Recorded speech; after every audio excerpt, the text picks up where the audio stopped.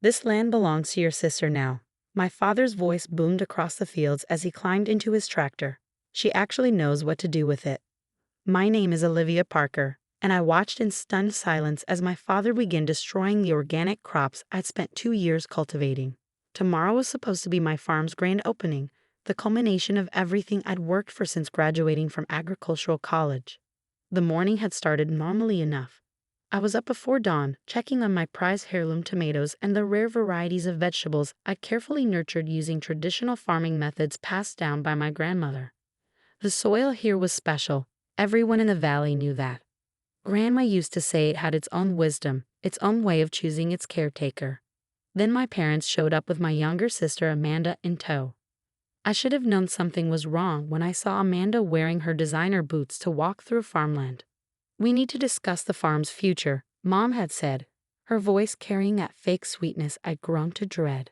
"Amanda's finished her business degree, and she has wonderful plans for this place."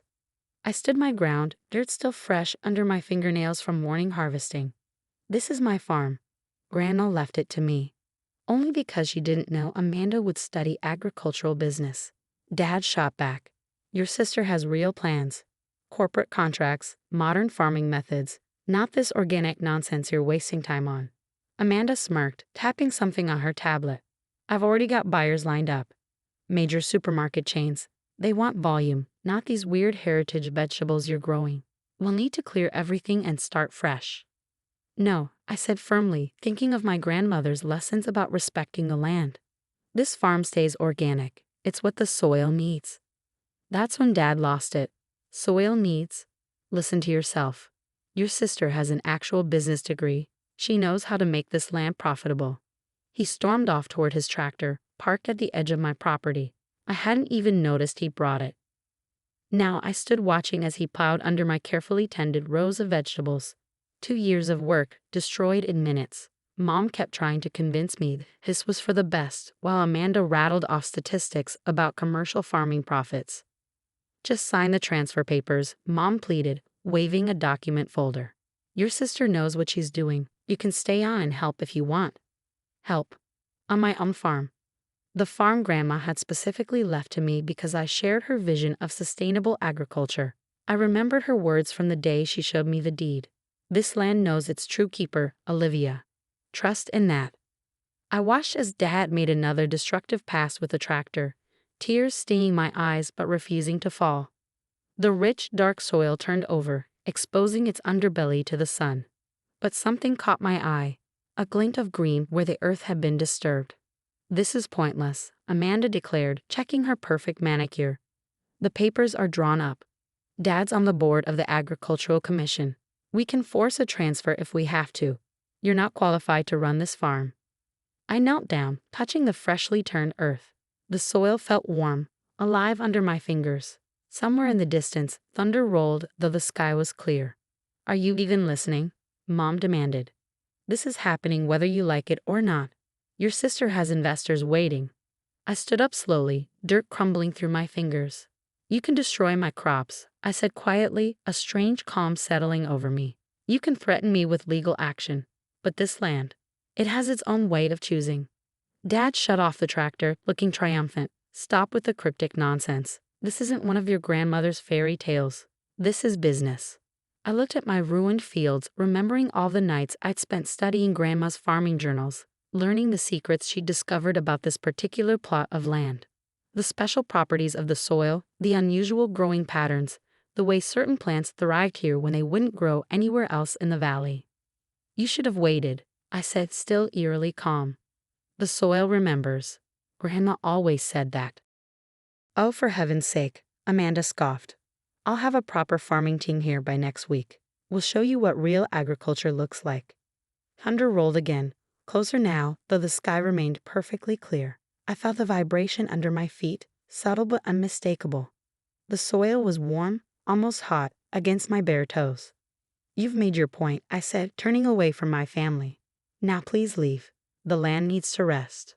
"We're not done here," Dad shouted after me. "You will sign those papers." But I was already walking toward my grandmother's old farmhouse, her words echoing in my mind. "The soil chooses its keeper, dear one. And once it chooses, heaven help anyone who tries to interfere. Behind me, I heard my family's angry voices fade, replaced by the sound of wind in the trees and that strange, distant thunder. Tomorrow was supposed to be my grand opening. Instead, my crops lay ruined, turned under by my father's anger and my sister's ambition. But as I reached the porch, I felt another tremor under my feet, and I smiled. Because I knew something they didn't, something Grandma had taught me of the special soil and its mysterious ways of protecting its chosen guardian. The real show hadn't even started yet. 3 days after my father destroyed my crops, something extraordinary began to happen. I woke up to find tiny green shoots pushing through the ravaged soil, not just in a few places, but everywhere the tractor had torn through my fields. These weren't the random weeds my sister Amanda had smugly predicted. These were my heirloom vegetables growing at an impossible rate.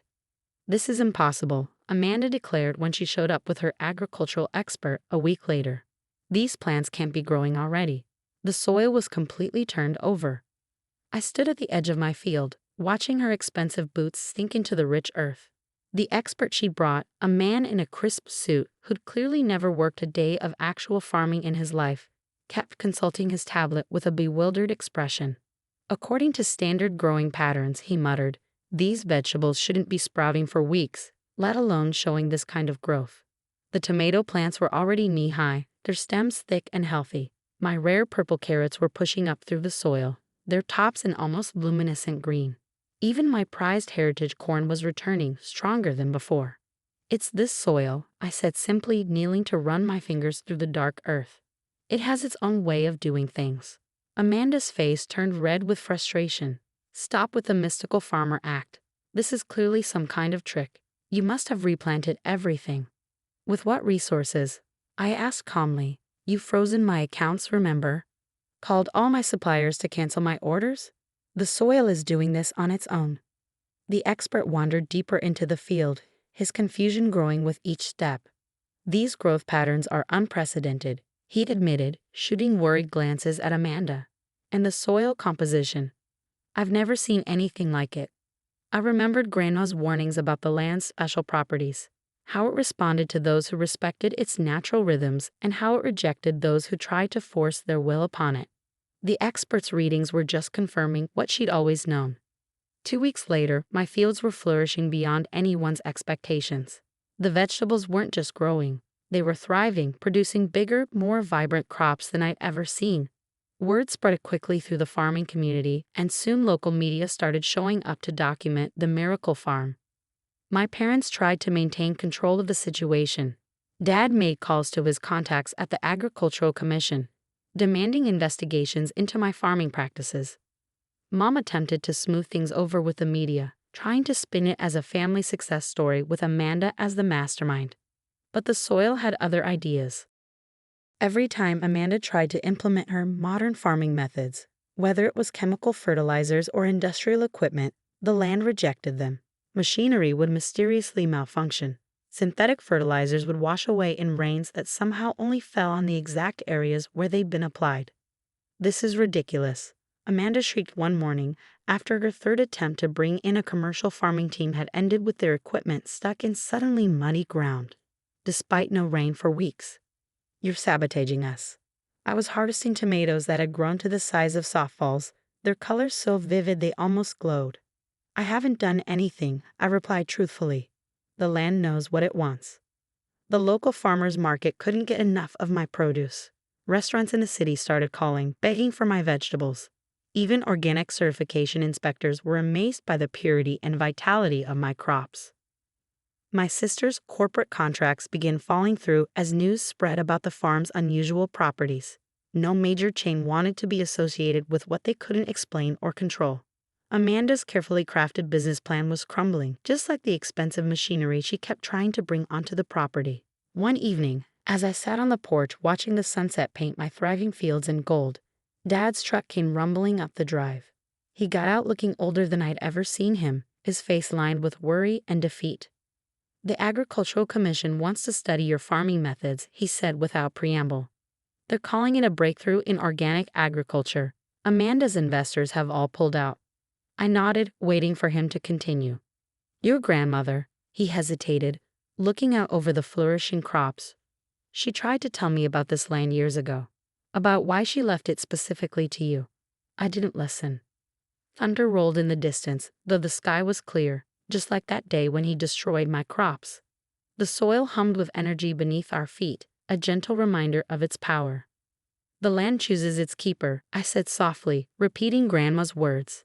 And once it chooses, heaven help anyone who tries to interfere. Dad nodded slowly, finally understanding what he was up against. This wasn't just about property rights or business plans. This was about something deeper, something that couldn't be controlled by legal documents or corporate strategies. The sun dipped lower, casting long shadows across my miraculous fields, and I smiled. The soil had made its choice clear to everyone. And this was just the beginning. 6 months after my father's failed attempt to destroy my farm, I stood in my field surrounded by photographers from National Geographic. They'd come to document what they were calling the miracle of Parker Farm. My heirloom vegetables had not only recovered but were now producing yields that defied all agricultural logic. It's remarkable, the lead researcher said, examining a tomato plant heavy with fruit. The soil composition here is unlike anything we've ever studied. It's almost as if it's adapting.